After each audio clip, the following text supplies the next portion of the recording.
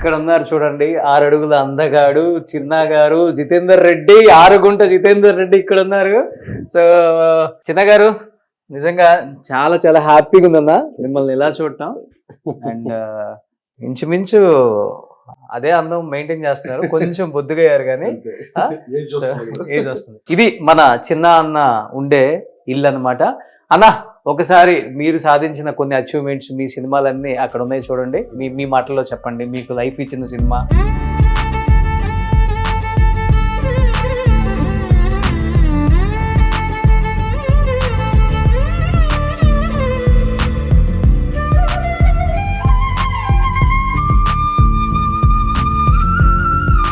మీకు లైఫ్ ఇచ్చిన మీ గురువు